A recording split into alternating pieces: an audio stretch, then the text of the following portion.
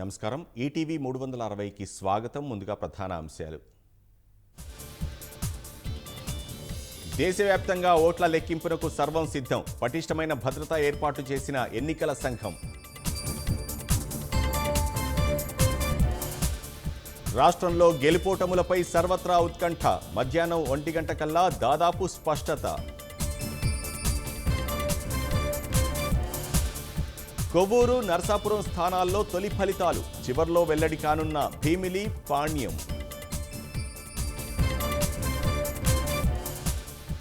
కూటమి counting ఏజెంట్లతో Chandrababu teleconference. పూర్తి అప్రమత్తంగా వ్యవహరించాలని సూచన. కేంద్రంలో హ్యాట్రిక్ విజయంపై ఎన్డీఏ నేతల ధీమా. తమదే గెలుపంటున్న ఇండియా కూటమి.